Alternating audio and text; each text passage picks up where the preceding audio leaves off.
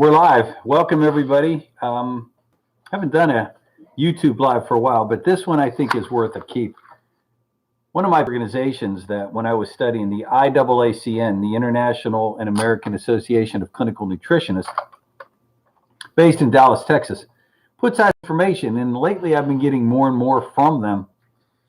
And today they decided to put out a piece of information coming out of the University of Berkeley, for what that's worth, in California, taking a look at cell phone activity and cancer. Now, I know it's been a point of controversy. I've talked to many physicians that made a career. Dr. Sinatra has written books on this. There's numerous docs that have talked about this, especially now. And the reason I'm bringing this up, you see all the big push to get 5G, the fifth generation of cell phones. More and more radiation each time. So are you at risk? Do you hold that phone up to your ear, or do you keep it on speaker all the time? Question for you. Or if you use the earbuds, which probably have a level of irritation alone from the nickel and the cadmium that are used to put those together. So do you keep it on speaker? Or some people say, you know, that's ignorant, walking around, you have your phone on speaker so everyone can hear what you're talking about. But again, after you hear this, you may want to make a change. New University of Berkeley research draws a strong link between cell phone radiation and tumors, particularly in the brain. Researchers took a comprehensive look at statistical findings from 46 different studies around the globe and found that the use of a cell phone for more than 1,000 hours, now you know, well, I don't use it that much. How about 17 minutes a day over a 10-year period increased the risks of a tumor by 60%. Researchers also pointed to findings that showed that cell phone use for 10 or more years doubled the risk of brain tumors. Joel Moskowitz, director of the Center for Family and Community Health with the UC Berkeley School of Public Health, conducted the research in partnership with Korea's National Cancer Center and Seoul National University. Their analysis took a comprehensive look at the statistical findings from case-controlled studies, 16 countries, including the United States, Sweden, United Kingdom, Japan, Korea, and New Zealand. So here's a quote: "Cell phone use highlights a host of public health issues, and it has received little attention in the scientific community, unfortunately," said Dr. Moskowitz. Cell phone use has increasingly become part of all of our daily lives, especially with the emergence of smartphones. Recent figures from the Pew Research Center showed that, ready for this? 97% of all Americans, this includes your kiddies and infants, now own a cell phone of some kind. This as more and more people have become dependent on their mobile phones as an integral mode of communication. In fact, an increasing number of people have ditched their landlines at home. That's what I did, relying on their cell phone as their sole source of telephone communication. Figures from the Centers for Disease Control and Prevention, their National Center for Health Statistics, found that 61.8% of adults have decided to go wireless only.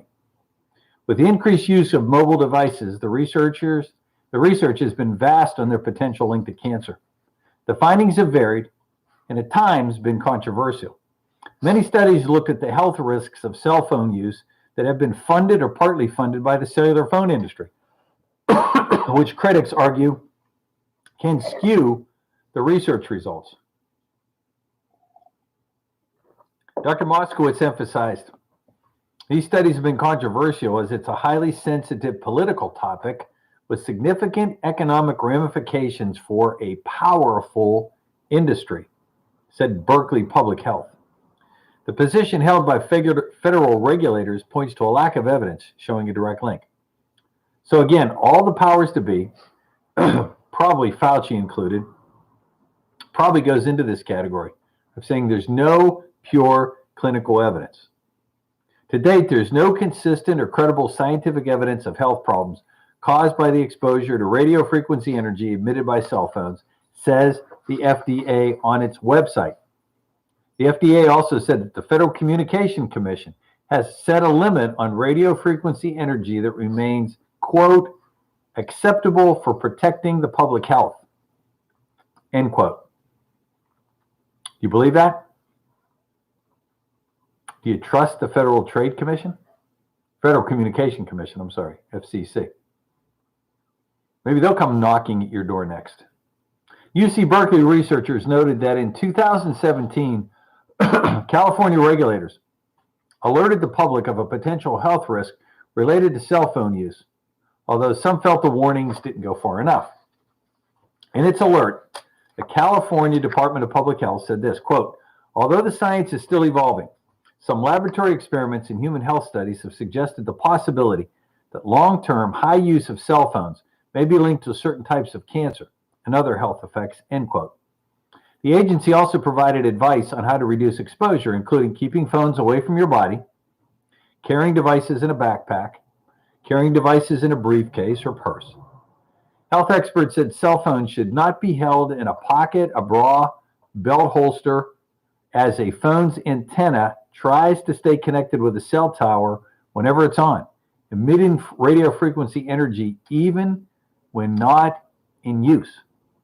Experts also suggested that when not in use, putting the phone in airplane mode, which turns off cellular, Wi-Fi, and Bluetooth. I want to see how many of you do that. When on a call, experts advised holding the phone up to your head instead of using the speaker. What? When on a call, experts advised avoid holding the phone up to your head and instead use the speaker feature or headset.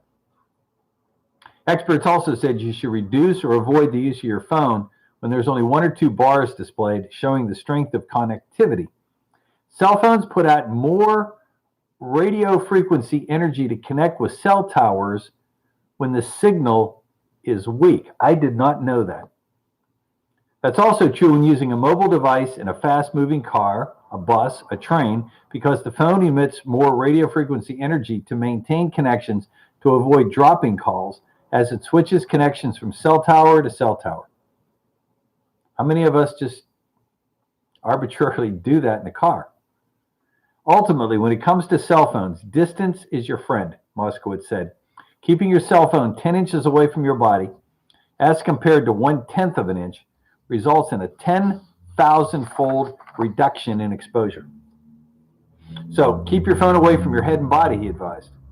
Mobile phones have been around for decades, becoming widely accessible to the mainstream public in the 80s. And as more people spend more time on the devices, researchers warned that could increase the risk of future health problems related to their use. The study called for further in-depth research using exact data on the time spent on cell phones to confirm the latest findings. Moskowitz, who has been researching and writing about the dangers of radiation from cell phones and cell towers for more than a decade, said publication of his findings have consistently led to increased calls for continued research. Quote, as soon as these stories went public in the media, he said, I was contacted from survivor of cell phone radiation begging me to stay on the topic, end quote. The study that I'm quoting from was published in the International Journal of Environmental Research and Public Health. Now, as I read this, as I was talking about with some of us the inevitability of using the cell phone, is there anything you can do to protect yourself? Can you protect that tissue in the brain? Can you avoid potentially the risk factors of radiation and radio frequency radiation? I would say this, and again, I have nothing to base this on but experience, is that if you keep your glutathione levels as high as possible, since the highest concentration of glutathione is in your brain, that the odds ratio of it protecting your brain tissue would be enormous. So I'm talking again about our Proline Greens, which has emothion in it, which is an immediate precursor to glutathione, making that be a regular part. If you're a heavy cell phone user, you need to be on that on a regular, ongoing basis. Keep your vitamin D levels high and accurate. But make sure, for God's sake, please make sure that at least you're boosting your glutathione levels to some. Questions on this? Anything else that we can help you with? Call our office at 678-228-8900.